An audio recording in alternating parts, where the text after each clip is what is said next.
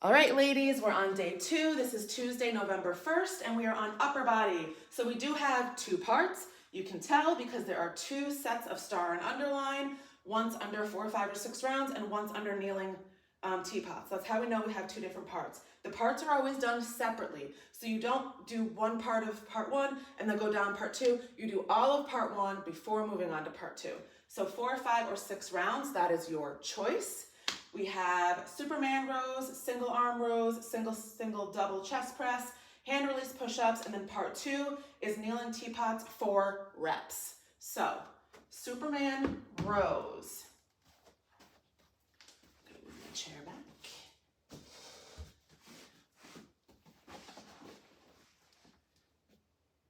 Up, row, 1, up, row, 2, up, row, 3.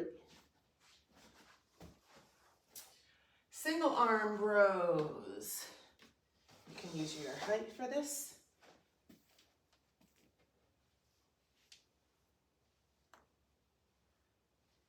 And then you're going to switch sides. Single, double chest press. Single, both 1, single, both 2, single, both 3. And last, we have hand release push-ups. These can be done kneeling or full, so I'll just show you kneeling. 1, 2, 3. Okay? Part 2, 4 reps. Kneeling teapots 60 to 100 per side. 1, 2, 3, 4. 1, 2, 3, 4. So you're going to pick any number between 60 and 100 and do it that same number on both sides.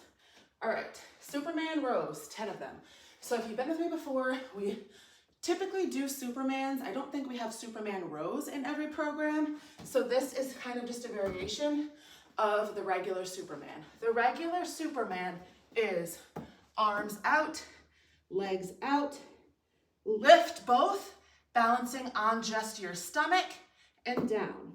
Superman row, we're gonna lift up, and then we're gonna pull our shoulders together.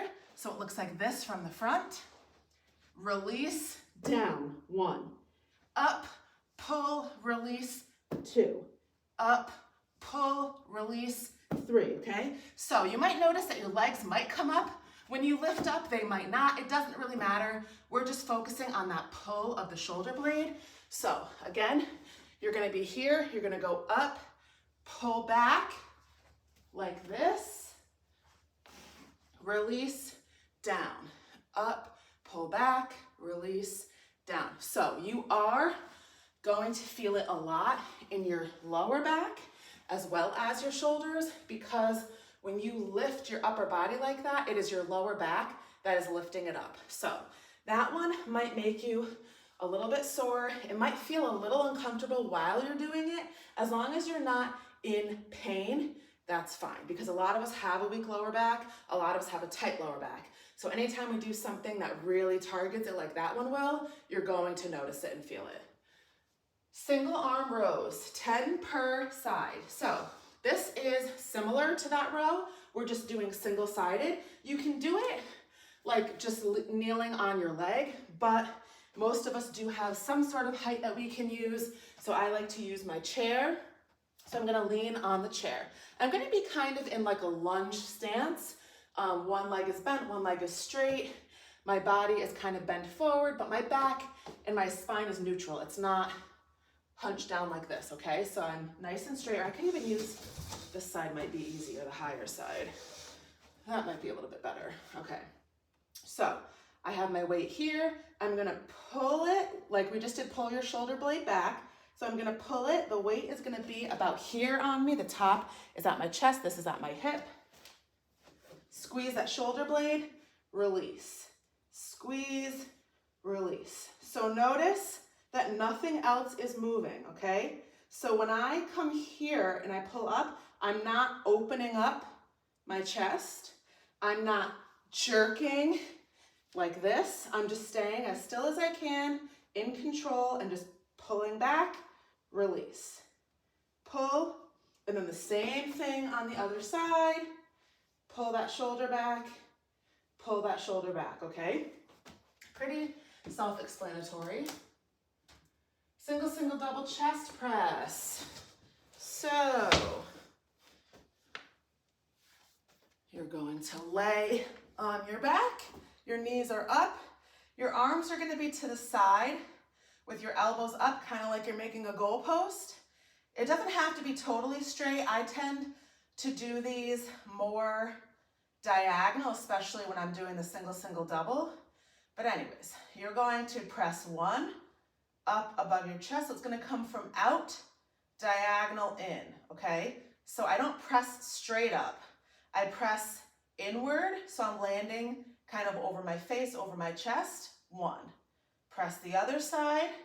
Now press both together. So see how they come together? That's one rep. Press, press, double, two. Press, press, double, three. Press, press, double, four, okay? So if you have been with me and you normally do chest press, you might either do the same amount of weight, you might even be able to go lighter because we're doing more per each rep. So normally it's just up, down, up, down. This time it's single, single, and then both. So it's more work than just a normal chest press. I love Halloween. Okay, anyways. So last we have our hand release push-up. So a hand release push-up is actually a technique that is supposed to help you build up to a regular push-up.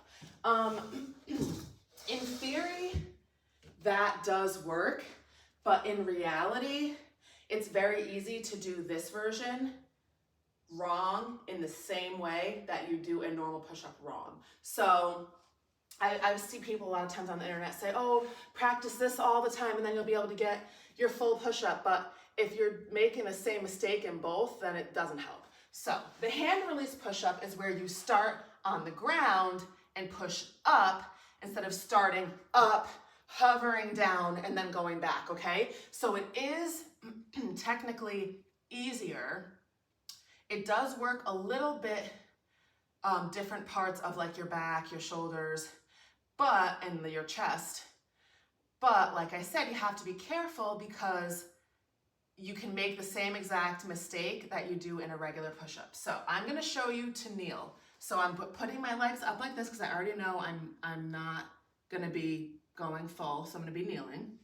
So what you do is you start with your hands on your side, okay? You're going to push up to your kneeling push-up.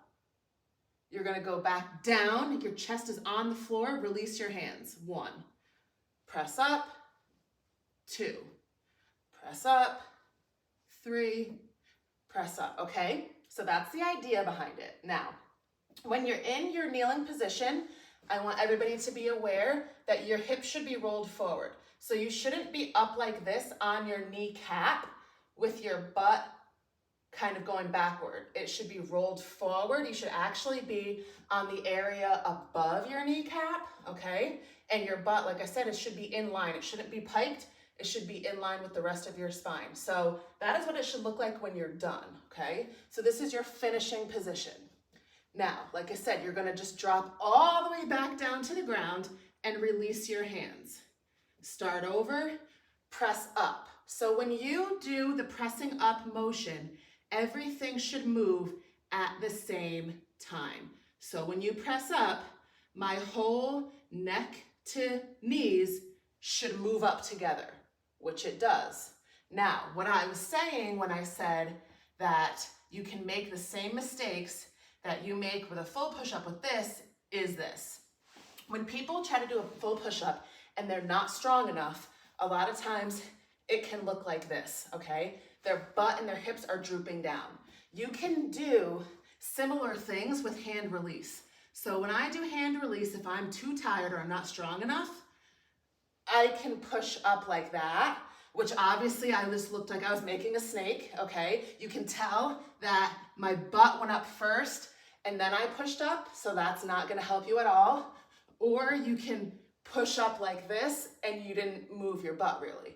So again, if you're not doing it right at all, it doesn't matter how much you practice it. So if you're finding that you are doing one of those funky things with your hand release and you're not moving your body together, I would suggest, instead of doing hand release push-ups, do kneeling push-up off of a height. This is gonna be your easiest version of a push-up, but it's keeping you in your kneeling position, which is good because that will be your next progression. And it's much easier to keep everything in line in this type of push-up. So your hands are on a height, you're kneeling, down, up, okay? It might feel too easy, but if you cannot do the hand release and have your body move as one, then you should be doing this one. And it's, again, a lot of times it's about the muscle memory. It's not about necessarily the weight or how difficult it is. It's about making sure that your body remembers the correct form and positioning. And the only way to do that is by repeating it. So again, it might seem too easy for you, but you need to do that if you cannot do the hand release properly. Now, our second part, kneeling teapots, is 4 reps. So what that means is instead of doing it 4 rounds, which we did today and yesterday, we're doing it 4 reps, which means it's just gonna be a high number of reps and we're gonna do it continuously until we get to that number, okay? So your kneeling teapot, you're on your knees, they're spread apart, one hand goes on the hip, one hand goes out like a spout. It's like a blade hand, and you're gonna tip to the side until your fingertip touches the floor and then come back up.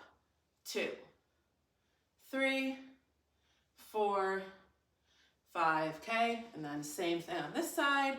1, 2, 3. So anytime we do something 4 reps, the point of it is to fatigue whatever muscle that we are working. So the point is not to take breaks and set it up nicely and make it feel like you're not dying. It is to fatigue. That is the point. So whenever we do anything like this and there's sides involved, you're not going to do 10 on one side, 10 on the other, 10. You're going to do all one side to whatever number you chose. So say you choose 60, you're going to do all 60 on one side, then all 60 on the other. I also don't recommend, like I just said, breaking it up evenly.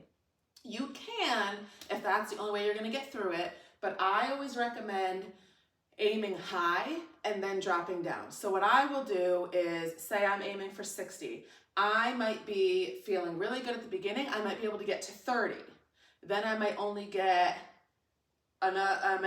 15, and then another 10, and then another 3, and whatever, okay? But I'm gonna do it in that way because, like I said, I'm aiming for fatigue. So I'm gonna be much more tired, and I'm gonna be working my muscle harder if I do it that way than if I go 10, rest, 10, rest, 10, rest, 10, okay? See what I'm saying? It's the rest that you give that's going to determine the intensity of your workout, okay? So less rest, more intense, more rest, less intense. So that is your Tuesday the 1st.